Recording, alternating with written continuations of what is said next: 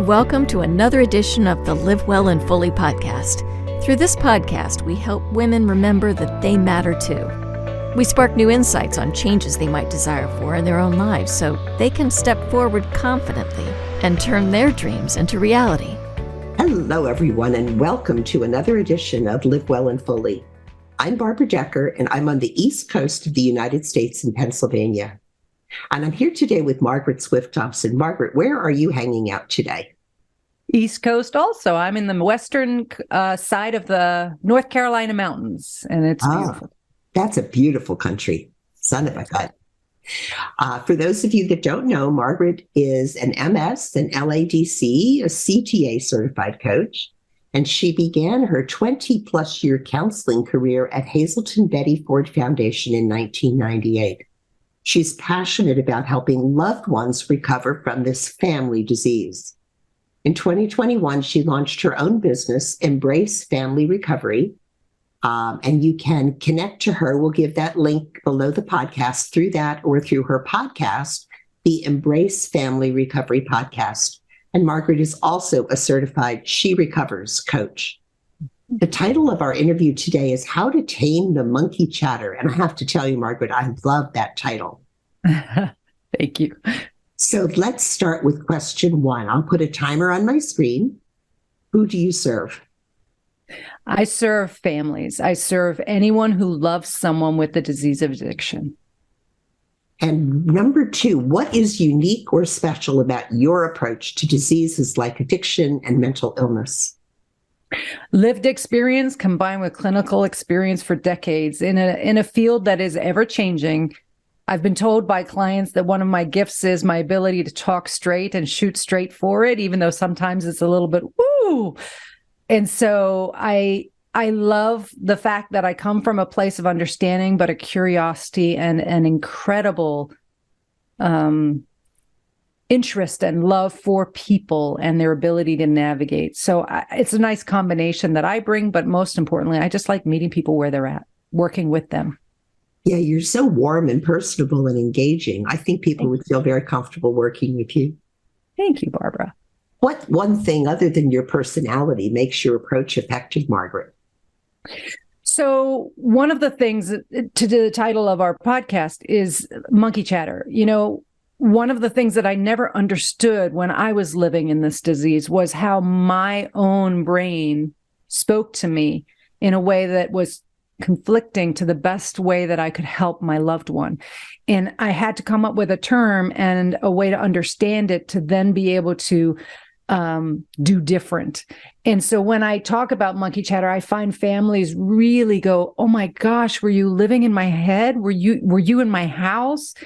And yes, we are all unique, but there's this commonality we share, which is very similar to the person with the substance use disorder. You know, if we look at them and the repeat cycling that happens with the voice in their head that speaks to them in their voice, they can't discern from what's my healthy voice, what's this disease voice.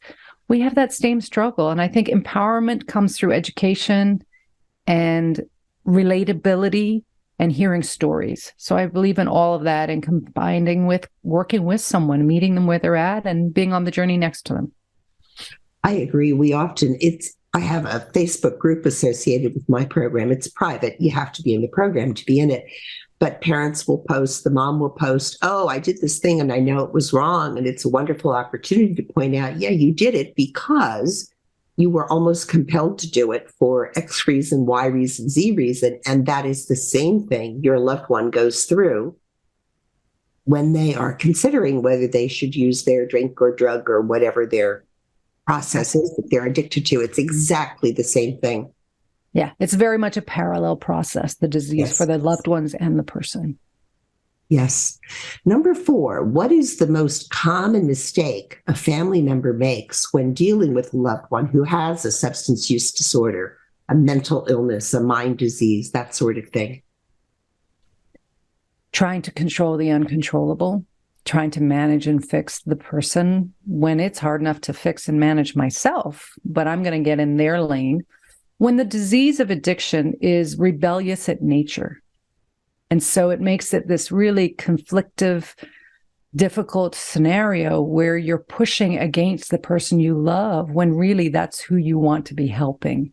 So I believe in role modeling your recovery out loud as an invitation to work the program, far more powerful than ever telling a person with substance use disorder or process addiction what to do. Oh, I agree. I couldn't agree more with that. Number 5, what is one tip a listener can use starting right now that will help them be more effective when dealing with their loved one, Margaret?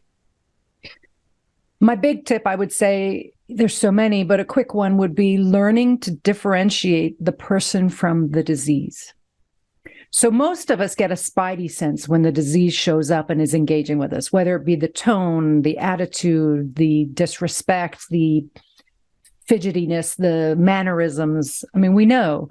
And so if that's who I'm dealing with, am I willing to walk away or to set a boundary against the disease while continuing to always love the person? It is not their fault they have this disease, nor is it our fault. So those would be the big ones, like letting go and giving ourselves grace, but also really working hard to discern the difference and engaging with our human loved one rather than the disease. I agree 100%. That's very powerfully stated. And it's so useful when you can recognize that the real person is underneath and it's not, the real person has not been totally hijacked by the disease. It's hard sometimes, but the real person is there. Yeah. Number Absolutely. 6, what is one valuable free resource you'd like people to have, Margaret? Well, I think my podcast is valuable because what I conscientiously do is have people on who share their story of recovery from a family perspective, and people who've written books and professionals in the field to offer tips and tools to work their program. I think that's a great one. The other thing would be my 4 strategies. I have some strategies that break down what we're talking about a little bit that people can try and implement, and they just sign up for that on my website. Great. And to the listeners who didn't hear it at the beginning, I will put a link to the website below the podcast, so all you'll have to do is click through. And finally, question 7. What should I have asked you, Margaret, that I didn't? And what's the answer to that thing? There is so much to this illness, and the stigmatization of it is so painful, and the isolation comes with it. And I would say the biggest thing we can do as human beings when we find ourselves in the illness ourselves or loving someone with the illness or mental illnesses is to give ourselves grace and gentility.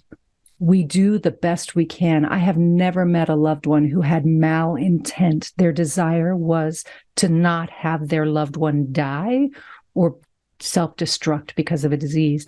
Where we go wrong is this is unique in the way that we love someone with this disease. It is different. The rules are different. And what is intuitive to us is not healthy for our person, but actually feeds the disease. And so it's a learning curve, and be gracious with yourself on that and get support and help so you don't have to do it alone. That's a beautiful answer. And I so agree. Thank you. Thank you, Barbara. And listeners, that's a wrap. And so we'll thank Margaret so much for spending this time with us. Your answers were clear and helpful. And as you and I talked before, we're very much aligned with our viewpoints on this disease and the impacts it has on families. And to everyone listening, I hope you find a pocket of joy today because you are so worth it. Bye for now. Talk soon. If you enjoyed this episode, be sure to subscribe to be notified when new episodes are released. Then visit www.livewellandfully.com/workshop to experience the Love Another Way framework firsthand.